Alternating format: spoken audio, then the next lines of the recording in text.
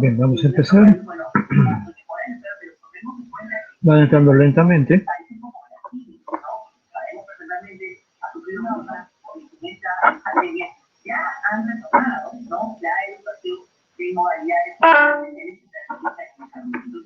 Tenemos que aprender a convivir con ellos.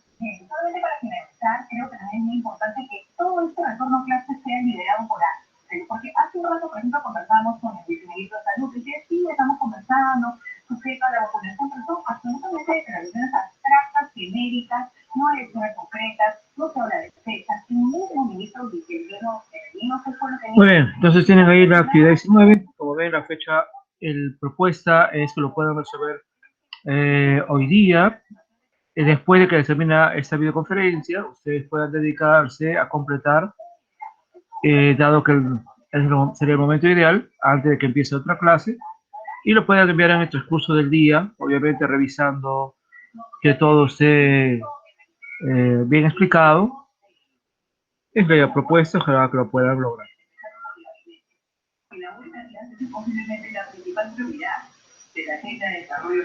De propósito,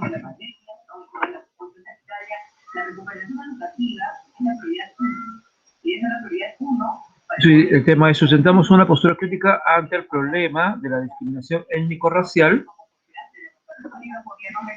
y la cabeza por organizarnos sin liderazgo que esté encima de eso, ¿no? Y sobre todo, como te digo, me refiero a que hay que insertar un sentido de urgencia. Este es un tema donde cada día cuenta y, por supuesto, tenemos que avanzar con un momentito.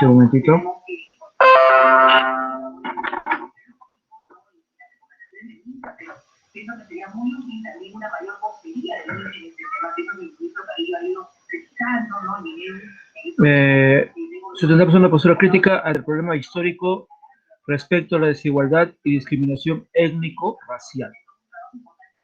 Hemos estado viendo entonces diferentes aspectos de este tema, viendo, por supuesto, cómo los peruanos nos autoidentificamos desde el punto de vista étnico-racial, cómo hemos tenido varios momentos y situaciones en las que claramente tenemos problemas de discriminación y racismo, pero también cómo hay toda una idea, una propuesta de superar estos problemas, y una serie de documentos nos han dado esta información, ¿no? Nos han indicado que hay propuestas, hay acciones para ir venciendo esto. Por supuesto, para muchos adultos ya es un poco complicado porque han crecido en ese contexto y en esa forma de pensar.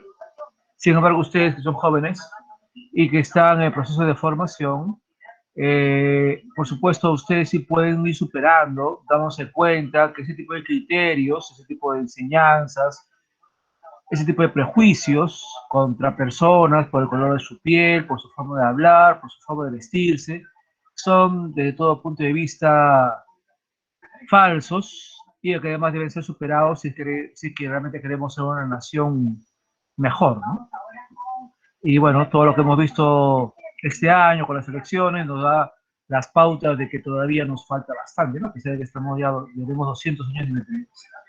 Así que el tema de hoy va a ir viendo también sobre ese aspecto y también enfocándolo desde el punto de vista histórico, cosa que, por ejemplo, en Aprende en Casa, en los programas de Aprende en Casa, sí se ha ido mostrando, sobre todo enfocado en el problema del indio, ¿no? Que era la mayor parte de la población peruana a inicios del siglo XX, y donde buena parte del siglo XX, ¿no? Hablamos de nuestros abuelos, quechua hablantes, y que eran pues la mayor parte de la población en esa época, así que, y del siglo XIX, por supuesto. Así que claramente era un tema fundamental, y que vamos a ver algunas cosas de los programas de Aprende en Casa. El propósito es que sustenten una postura crítica del problema histórico respecto a la desigualdad y discriminación.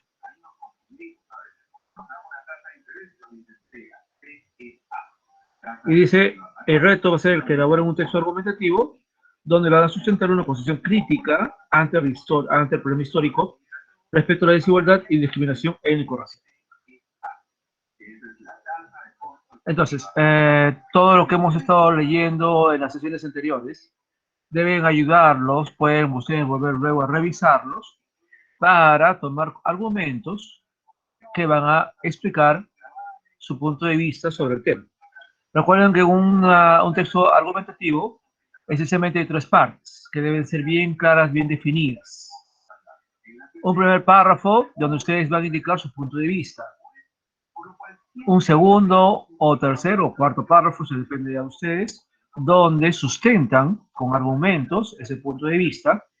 Y un último párrafo donde establecen una conclusión. A modo de conclusión, para nosotros, o para mí, el asunto del problema étnico-racial se define por tal cosa, ¿no? Donde muy brevemente, no se repite todo, sino lo esencial de los argumentos y de tu punto de vista, ¿no? Esa es alguna estructura de un texto argumentativo, ustedes ya lo conocen por comunicación, así que aplíquenlo de esa manera.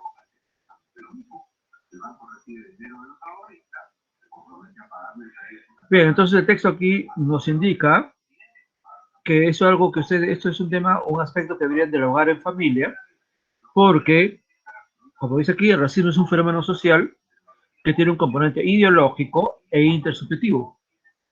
Entonces, influye en las relaciones intergrupales, identidades sociales y colectivas, y que tiene diferentes manifestaciones o dimensiones manifiestas en la sociedad. Y estas manifestaciones son consideradas actos de discriminación étnico-racial que se basan en características físicas y étnico-culturales. Y por supuesto, estas manifestaciones se dan en contextos históricos y también representan o pueden ser exacerbadas por características socioeconómicas de las personas o grupos. Bien, entonces acá en primer lugar tenemos un par de textos del Ministerio de Cultura en el proyecto Alerta contra el Racismo. A ver, ¿quién podría leer, por favor, estos dos textos en el recuadro?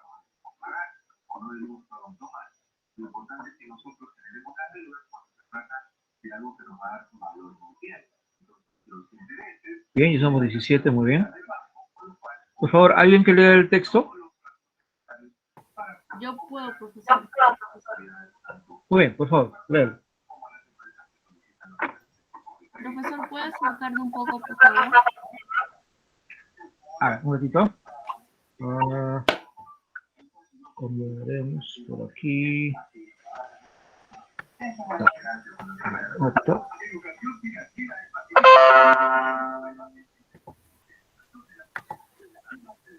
Estoy intentando agrandar. Muy bien, bueno, así que como derecho voy a hacer una pausa, pero vamos a volver contigo.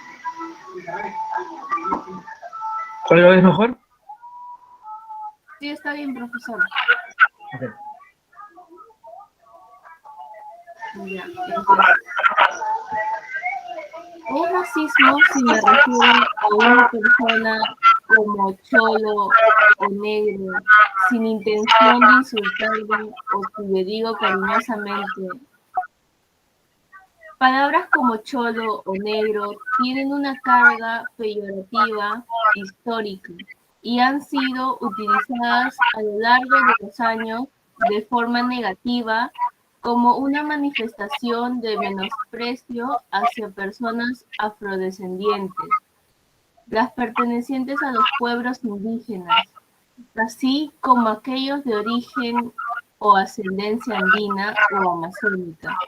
Este desprecio se ha manifestado mediante la exclusión y la limitación en el ejercicio de sus derechos en condiciones de igualdad. Continúo, por favor. Sí, por favor. Afirma que tales términos pueden utilizarse de forma sana o incluso cariñosa. Implica negar esta realidad y de alguna manera a solapar un problema social que existe y que tiene graves consecuencias. Asimismo, no podemos asumir que la persona que no se ve afectada por nuestras expresiones basándonos en la intención de nuestras palabras, porque sin prejuicio de que tengamos o no la intención de insultar o causar un daño, estamos refiriéndonos a otra persona con apelativos cargados de prejuicios y estereotipos negativos. Muy bien, gracias. Bueno, estos textos entonces nos muestran un tal vez elemento típico, ¿no? El hecho de llamar a alguien cholo o negro, que obviamente tiene una carga negativa, dado que hace referencia al origen social de alguien o al color de la piel, ¿no? Entonces, prácticamente, desde hace ya un buen tiempo, estas concepciones de cholo o negro, o llamar de esa manera, tiene una concepción que es considerada por el Ministerio de Cultura y creo que por la sociedad en general como algo negativo, ¿no? Algo que es racista. Y de hecho puede haber personas que digan, pero a veces si lo digo con cariño no tiene mala intención, ¿no?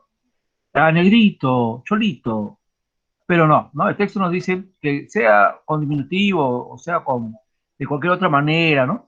Realmente el uso de esos términos tiene una carga discriminadora y racista, porque de hecho, obviamente muchas personas cuando quieren insultar a alguien hacen uso de este tipo de palabras, ¿no? Y por tanto, son palabras que deberíamos erradicar de nuestro vocabulario en la medida en que tienen una carga negativa. Y es evidente que detrás de ello hay una condescendencia al origen social de alguien o al color de la piel, ¿no? Entonces, claramente hay ahí algo que ir superando, ¿no? De hecho, muchas personas, por la forma como lo hablan, no lo ven como algo negativo, pero lo que nos dice el texto es que realmente eso no importa, ¿no? Sino que realmente la palabra en sí misma ya tiene una carga negativa. Recuerden que usar o llamar a alguien negro no es adecuado. La palabra en nuestro caso es afrodescendiente o afroperuano, ¿no? De la misma manera que en los Estados Unidos, ¿no? También se usa la misma palabra y tiene una carga negativa, ¿no? Y ahora se usa afroamericano, ¿no? Que es la manera correcta de llamar a alguien del color de la piel, ¿no? Bueno, entonces en base a esto, y dice acá que usted fue, es bueno que la dialogen en familia, diría, ¿no? ¿Crees que se debe seguir o no usando esos apelativos aunque sean de cariño? Y ya es bastante obvio que no, ¿no? Ahí lo van ustedes a explicar. Luego tenemos esta infografía, ¿no? Resultados de la encuesta nacional sobre formas de discriminación frecuentes. Y, bueno, el 73% de los encuestados consideran que las personas son racistas o muy racistas, ¿sí?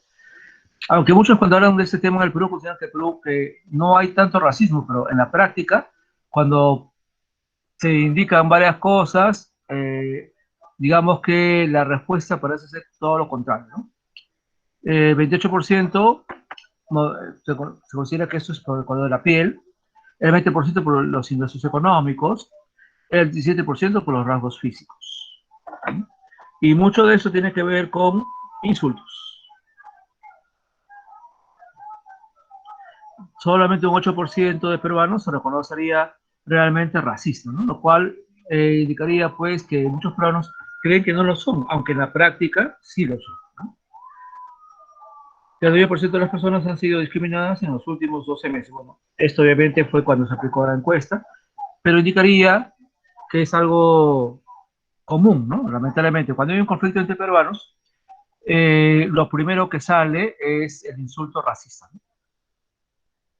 Porque la idea es insultar al otro, dejarlo mal.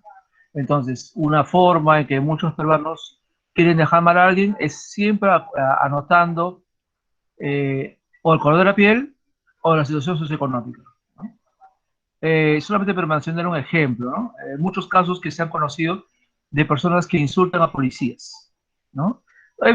Solamente porque están ebrias, ¿no? Entonces, como están ebrias, aunque eso no es una disculpa para nada, porque eso es delito, manejar cuando están ebrios, ¿no? Entonces los detienen y cuando el policía, pues, o los policías intentan detener a esas personas, muchas veces mujeres, y también hombres, claro, comienzan a sacar, ¿no? El insulto de chorro. O yo tengo más plata que tú, y cosas de ese tipo, ¿no? Entonces, ese tipo de argumentos, por más que la persona esté ebria, indican su forma de pensar, ¿no? Detrás de todo está, yo soy ebrio, yo tengo dinero, puedo hacer lo que me dé la gana, ¿no? Y tú, pobre policía, no puedes hacer nada, ¿no? Entonces, ese tipo de acciones, por supuesto que son peligrosas, ¿no? Conducir ebrio o en estado de ebriedad, pero indican, sus respuestas indican que eso es lo que ellos piensan, ¿no? Que ellos pueden hacer lo que quieran y por eso hacen eso. Entonces, son ejemplos claros, ¿no? Bueno, hace tiempo que no tenemos ejemplos de eso en la televisión, porque siempre, cuando han habido esos casos, se han mostrado. Y algunas veces, pues, estas personas han tenido que pasar cárcel breve, porque no es un delito grave, pero el delito de insultar al policía, eso sí es un delito, ¿no? Antes no se consideraba delito, ahora sí se considera delito. Y es que antes, sobre estos asuntos de la discriminación, no había una legislación clara, de tal manera que personas podían insultar de manera racista y no se consideraba grave. Ahora sí se considera algo grave, ¿no? Bien, hay otros efectos aquí de la infografía, pero acá hay... Un momentito. Ya.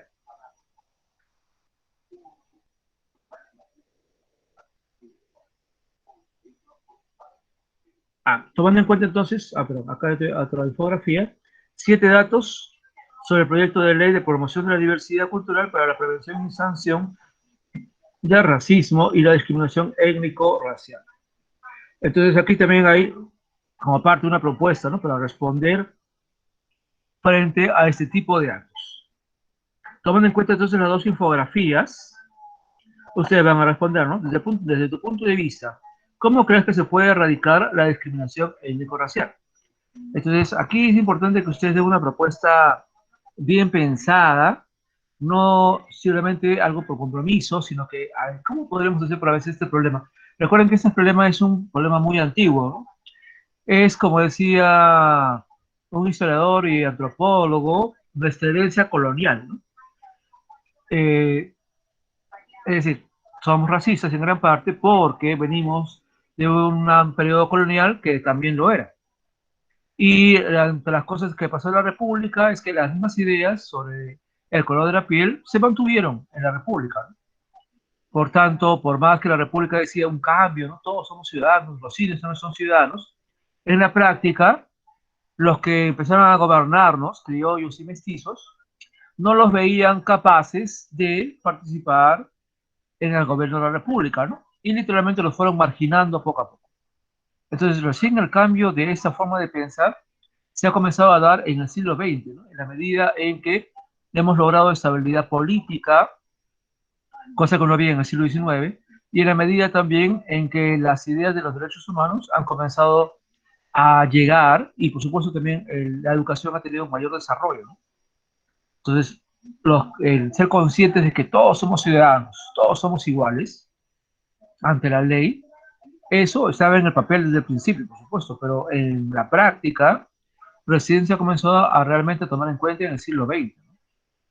Y lentamente además.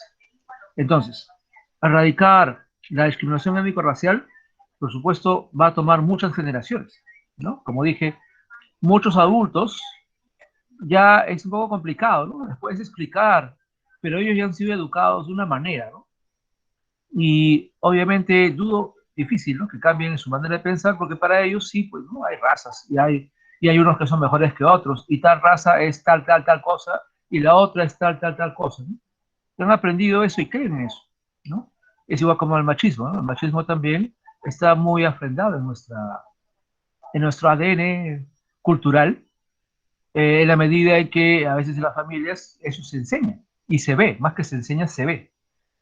Y obviamente ustedes tienen que cambiar eso, ¿no? Ustedes que son jóvenes pueden acabar y a medida en que ustedes más adelante sean padres y enseñen eso a sus hijos, realmente podemos cambiar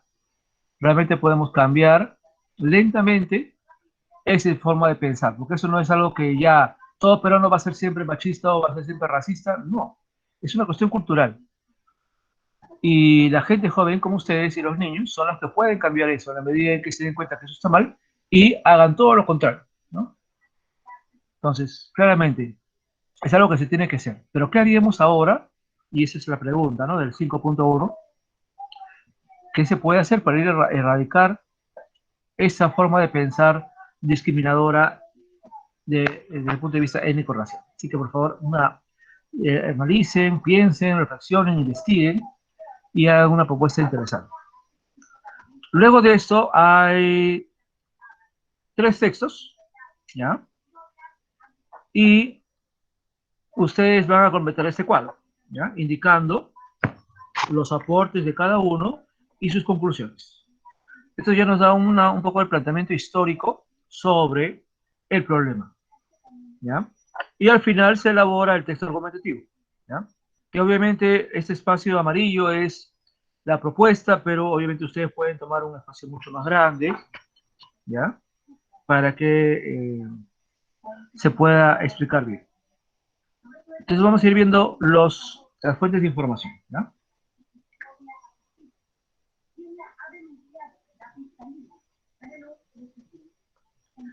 Bien, primero que todo, la primera fuente viene también de la propuesta de alerta contra el racismo, y es una línea de tiempo, ¿ya? La línea de tiempo empieza en 1948, cuando se establece la Declaración Universal de los Derechos Humanos, justamente después de la Segunda Guerra Mundial, donde los derechos humanos se violaron pues sistemáticamente, ¿no? Y todos lo hicieron, ¿no? No solamente los nazis, sino que todos los aliados también violaron los derechos humanos de muchas maneras, ¿no? En 1975, si no me equivoco, el Perú ratifica la Convención Internacional sobre la Eliminación de todas las formas de discriminación racial, que es obviamente una parte que se propone en la Declaración Universal de los Derechos Humanos. En 1979 se incluye por primera vez a la igualdad y a la no discriminación en la Constitución de 1979. Miren, entonces hay un cambio en esa Constitución. También recuerden que en esa Constitución se reconoció el voto de los analfabetos, ¿no?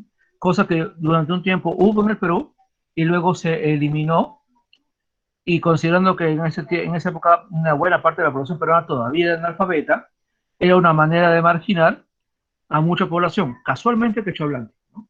Pero con esta Constitución se les reconocía sus derechos y ya se hablaba de la igualdad y la no discriminación. Es un avance, ciertamente. En el año 93, con la Constitución que tenemos ahora, también, ¿no?, se garantiza el derecho a la igualdad y a la no discriminación. Y obviamente, como la Constitución anterior y en general toda la Constitución, se reconocen una diversidad de derechos que todos tenemos. Hasta el año 2000, el delito de discriminación se incorpora en el Código Penal, ¿no? Eso quiere decir que antes del año 2000, cualquier cosa de discriminación era considerada una falta, pero no un delito. Obviamente, si es un delito y está en el Código Penal, también tiene una sanción, ¿no? Aunque creo que son muy pocos los casos en que se han sancionado a personas por ese tipo de delito, ¿no? Porque todavía se minimiza mucho en comparación pues con un asesinato o algo peor, ¿no? Pero es tan grave, pienso, y debe ser sancionado gravemente, ¿no? O más que lo que hace hasta ahora. En el 2004 se promulga el Código Procesal Constitucional, que reconoce el derecho a interponer recursos de amparo en defensa del derecho a la igualdad y a no ser discriminado. Entonces, una medida más que ayuda a las personas que pueden sentir algún tipo de discriminación para actuar contra eso. En el 2006 tenemos un ejemplo de la Municipalidad de Magdalena, que emite una norma que prohíbe la discriminación en el distrito. Y esto es valioso porque en muchos casos, pues obviamente todos los casos de discriminación o lo que pase se va a dar en un distrito, pero claramente, ¿no? Este es un ejemplo de un distrito que propuso, ¿no?, que ese distrito debe ser libre de discriminación y que cualquier persona en ese distrito podía denunciar casos. Pero, por supuesto, no todos los distritos han hecho eso. Y en el año 2016, su estado suscribió 2 convenciones. La Convención Interamericana contra el Racismo, la discriminación racial y formas colectivas de intolerancia, por un lado, y que explica aquí específicamente todo lo que se considera como parte de esto, ¿no? Y dice acá, ¿no? Define discriminación racial, señalando que dicha distinción puede ser basada en motivos de raza. En general hubiera sido mejor palabra etnia, no raza, color, linaje u origen nacional o étnico. Asimismo, distingue discriminación racial de racismo y la intolerancia, la Convención Interamericana contra toda forma de discriminación e intolerancia, que establece como categorías prohibidas de discriminación la nacionalidad, edad, sexo, orientación sexual, identidad y expresión de género, idioma, religión, identidad cultural, opiniones políticas o de cualquier otra naturaleza, origen social, posición socioeconómica, nivel de educación, condición migratoria, de refugiado, repatriado, apátrida o desplazado interno, discapacidad, características genéticas, condición de salud mental o física, incluyendo infectocontagiosa, psíquica, incapacitante o cualquier otra. Entonces, cualquier caso en que alguien trate mal a alguien, tomando en cuenta todos estos criterios, se establece que son por materia de discriminación, ¿no? Y intolerancia. Entonces, esto ya nos da una pauta, ¿no? Por eso dice, ¿no? Si se dice que todos somos iguales, entonces realmente todos somos iguales, ¿no? En el sentido de que no importa qué característica tengas, ¿no? No importa qué problema, no importa el color de tu piel, edad, sexo, si eres extranjero o no, eso no importa, ¿no? No hay ninguna razón para discriminar a nadie bajo ninguna circunstancia. Y como dice aquí, ¿no? El racismo no es normal y debe ser denunciado. Entonces, la fuente 1 es esta infografía que ya nos da una pauta sobre los últimos años o las últimas décadas y que se ha estado haciendo justamente para darle una base legal a la lucha contra la discriminación. Vamos a ver la fuente 2. Justamente aquí se menciona el problema del indio, que en los programas de Aprende en Casa se han estado mencionando mucho. ¿Quién podría leer, por favor, ese texto del problema del indio?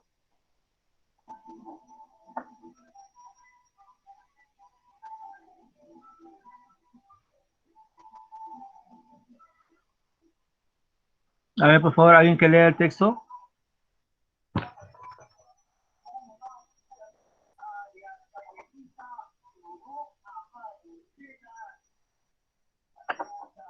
A ver, alguien que lea, por favor.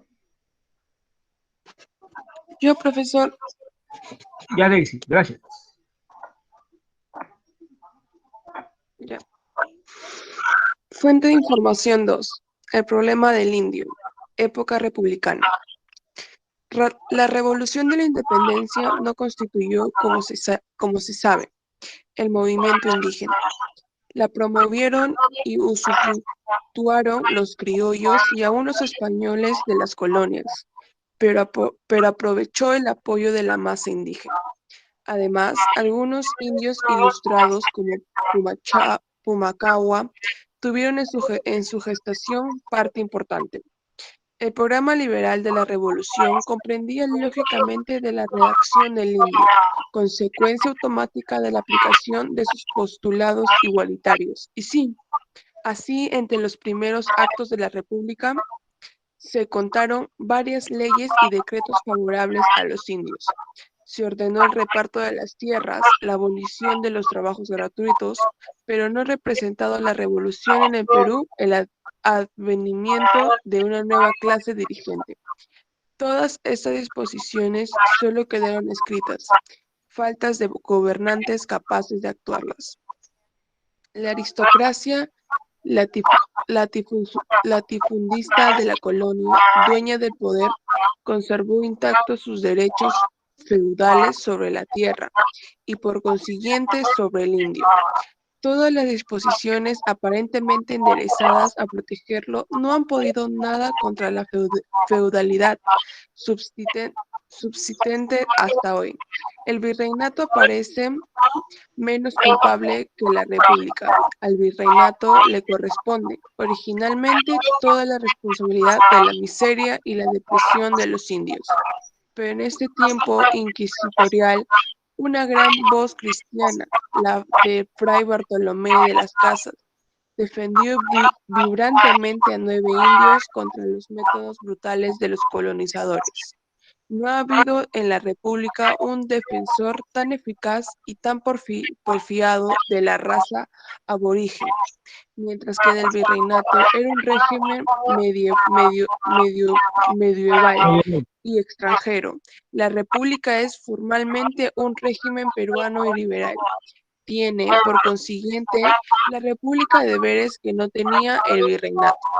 A la República le tocaba elevar la condición del indio, y contrariando este deber, la República ha pauperizado al indio, ha agravado su depresión y ha exasperado su miseria. La República ha significado para los indios la ascensión de una nueva clase dominante que se ha apropiado sistemáticamente de sus tierras. Es una raza de costumbre y de alma agraria, como la raza indígena. Este despojo ha constituido una causa de disolución material y moral. La tierra ha sido siempre toda la alegría del indio. El indio ha desposado la tierra.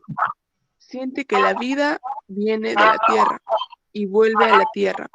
Por ende, el indio puede ser indiferente a todo, menos a la posesión de la tierra que sus manos y su aliento labran y fecundan religiosamente. La feudalidad criolla se ha comportado a este respecto más ávida y más duramente que la feudalidad española. En general, el encomendero español había frecuentemente algunos hábitos nobles de señorío. El encomendero criollo tiene todos los defectos del plebeyo y ninguna de las virtudes del hidalgo. La servidumbre del indio, en suma, no ha disminuido bajo la República. Todas las revueltas, todas las tempestades del indio han sido ahogadas en sangre. A las reivindicaciones desesperadas del indio les ha ido dada siempre una respuesta marcial. El silencio de la puna ha guardado luego el trágico secreto de las respuestas. La República ha restaurado, en fin, bajo el título Conscripción Vial, el régimen de las mitas.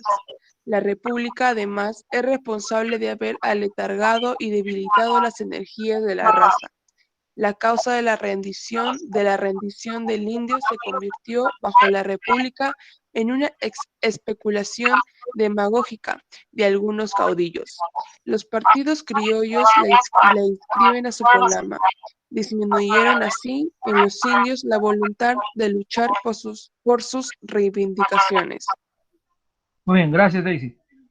Muy bien, el texto, para empezar, proviene de José Carlos Mariátegui. Fue escrito en la época del oncenio. Estamos hablando más o menos 1922 o 23. De todas maneras, que no es un texto actual, para ser muy claros, ¿ya? Es un texto de la época de la República, perdón, del oncenio, y de un periodo anterior que llamado República Aristocrática, que me imagino ustedes estudiaron el año pasado, donde se habló eso del problema del indio, ¿no? José Carlos Mariátegui fue un socialista, de hecho fundó el Partido Socialista Peruano, que a su muerte fue convertido en el Partido Comunista Peruano. Y él era un socialista bien preparado, pero no era un fanático, ¿no? De hecho, él era alguien que se hizo solo, estudió por su cuenta, no tuvo la oportunidad de ir a la universidad, ni mucho menos, pero era un gran lector y trabajó muy joven como periodista, ¿no? Y bueno, de todo lo que él leía, él desarrolló esa postura socialista que lo hizo tan conocido.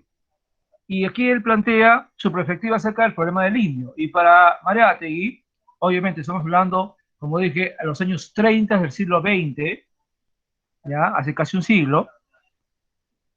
Para él el problema del indio es que los indios, a pesar de que la República los reconoció como ciudadanos, no eran tomados como tales, ¿no? Entonces lo que dice es que los que heredaron la República, los criollos, simplemente tomaron el mando, tomaron el poder que habían dejado los españoles y prácticamente han oprimido al indio, quitándole el control de sus tierras, oprimiéndolos, dominándolos. Y el problema del indio está desde el punto de vista justamente en la falta de ser considerado un ciudadano real. Y indica también que cuando los indios se han intentado levantar contra algún problema, han sido pues masacrados, lo cual es estrictamente correcto. Entonces el problema del indio está, y bueno, él obviamente lo decía el problema del indio, porque como dije, en esas épocas, la mayor parte de los peruanos eran indígenas, ¿no? Y a indígenas además quechohablantes. De tal manera que se podía decir realmente que Perú era gran parte indígena, ¿no? Entonces, aquí la idea está por ese sentido, ¿no? Como la república no ha significado un cambio para los indios, a pesar de que supuestamente debía ser un cambio en la que todos eran ciudadanos, ¿no? Detrás de eso, obviamente, había racismo contra ellos y el hecho de considerarlos realmente, inclusive la causa del atraso nacional era por ellos, según ese punto de vista, ¿no? Y había muchas ideas en contra de ellos y básicamente se les consideraba como mano de obra y nada más, ¿no? Que no podían pensar, que no podían hacer nada, que no tenía sentido educarlos y que más bien había que traer gente europea para que haya un mestizaje con ellos y mejoren la raza. Inclusive así se hablaba en el siglo XIX, e inclusive en los primeros años del siglo XX. Así que este texto nos da la idea de cómo se pensaba acerca de la población indígena en las primeras décadas del siglo XX. Veamos ahora la fuente 3, antes que nos gane la hora. Esto lo voy a leer yo para ir avanzando. ¿Ya? Dice que los estados deben prevenir la violación de los derechos de las víctimas de discriminación racial por parte de agentes estatales y no estatales. Dice que los estados tienen la obligación de proteger los derechos humanos, incluido el derecho a la no discriminación. Esa obligación exige al Estado y a todos sus órganos prevenir la violación de los derechos de toda persona o grupo por parte de cualquier agente estatal o no estatal. Asimismo, exige al Estado adoptar todas las medidas necesarias para eliminar los obstáculos que puedan incidir en el disfrute del derecho a la no discriminación por motivos de raza, color, linaje, origen nacional o étnico. También incluye el deber de prohibir la discriminación en la esfera privada. Al articular el marco teórico de las políticas, programas y estrategias del Estado para combatir la discriminación racial, los planes nacionales de acción constituyen, asimismo, un paso hacia el cumplimiento de la obligación del Estado de proteger a todas las personas y grupos de la discriminación racial. Por otra parte, al establecer medidas de protección de las personas y grupos contra la discriminación racial y a poner en marcha los mecanismos necesarios para que, si se ha violado un derecho, las autoridades estatales actúen para evitar nuevas violaciones y para garantizar el acceso de las víctimas a recursos jurídicos, los planes nacionales de acción contra la discriminación racial pueden ayudar al Estado a cumplir con su obligación de proteger los derechos humanos. Bien, esa primera parte entonces nos está diciendo que el Estado tiene que proveer todo el marco legal para defender a cualquier persona que sienta que ha sido discriminado. Entonces, miren la perspectiva diferente de este texto, obviamente, de las Naciones Unidas del año 2014, y que, por supuesto, se aplica a todo el mundo y que cada país, por supuesto, tiene que tomar y aplicar también de la misma manera, ¿no? Y, obviamente, ¿qué diferencia entre este texto y el anterior? Reflexiones en torno a los actores sociales. En los años 80 persiste en el Perú la profunda brecha que se proyecta desde la historia y atraviesa los planos político, económico y ético-cultural. Dijimos que los constituyentes de 1979 no accedieron a crear una institucionalidad capaz de ofrecer un marco válido de acción y encauzar a esa sociedad en movimiento. Se prolongó así desde el estado de la existencia de dos países paralelos. Por un lado, el Perú oficial de las instituciones del Estado, los partidos, la banca y las empresas, los sindicatos, las universidades y colegios, las Fuerzas Armadas y la Iglesia, de los tribunales, la burocracia y el papel sellado. De la cultura exocéntrica y por el otro, importante, miren acá, esa es la famosa idea que ya viene también de antes, ¿no? Y que, por cierto, ahora unos políticos de Perú Libre están exacerbando, ¿no? En el sentido de que con la victoria del presidente Castillo, hay dos Perús que se enfrentan, ¿no? Y lo dijo uno de sus congresistas, ¿no? El Perú costeño contra el Perú andino, ¿no? Y eso obviamente nos divide, ¿no? Entre todos los que votamos por uno o votamos por el otro, ¿no? Entonces, eso obviamente no nos ayuda porque nos divide o resalta más la división, cosa que ya pasó en las elecciones, ¿no? O sea, ya no deberíamos estar pensando en esa perspectiva. Pero basta verlo del día de hoy, por ejemplo, estaba viendo el noticiero y ver hoy día, como ustedes saben, hay la presentación del gabinete para lograr el respaldo, ¿no? Se dice mucho que no se lo van a dar, ¿no? Y algunos piensan que de repente sí. Pero ahí había un nuevo conflicto. Pero el punto es, en la televisión se ve a grupos, ¿no? Unos que apoyan al presidente y otros que no. Entonces, claramente, esos grupos se insultan y se dicen de todo. Porque algunos justamente se sienten parte de este Perú oficial y los otros se sienten parte del otro Perú, ¿no? el Perú que representa Castillo, ¿no? Supuestamente el Perú de los marginados. Entonces, claramente, miren, esto se escribió para los años 80, pero estamos en el 2021 y calza perfectamente en lo que estamos viviendo en este momento. Entonces, ese texto nos dice, ¿no?, que hay un Perú oficial, el Perú occidentalizado, el Perú ante el mundo, ¿no? Pero también hay otro Perú, el Perú marginado, plural y multiforme, del campesinado y la masa urbana, de las asociaciones de vecinos, los cabildos tradicionales, las rondas y barayoc, de los talleres clandestinos, los vendedores ambulantes, de las economías de trueque, de la reciprocidad y de mera subsistencia, de los cultos de los cerros, la espera del Incarrí y la devoción a las santas y beatas no canonizadas. El Perú, 1% bilingüe, analfabeto y a veces monolingüe quechua, aymara o amazona. Recuerden ustedes, es lo que decía Castillo, ¿no?, en su cuando hacía campaña, ¿no?, que representa a los marginados. Entonces, claramente esta idea todavía muchos la tienen, ¿no? Y eso sería lamentable porque indica pues que no somos integrados, ¿no? Como es evidente en la elección se mostró, ¿no?, que han salido todas nuestras diferencias, casi por la cuestión económica, étnica y, bueno, cultural. Por ello es evidente que intentar un acercamiento a los fenómenos sociales peruanos desde la perspectiva de la institucionalidad oficial constituiría un error tan grave como hacerlo desde la pura informalidad. Inconstentablemente, y pese a las resistencias de los sectores privilegiados, diversos colectivos están construyendo su propia institucionalidad y participando desde allí en el plano político, ¿no? Atendiendo a esas consideraciones, haremos un breve reglamento de las intenciones políticas que caracterizan a veces dramáticamente la década de 1980.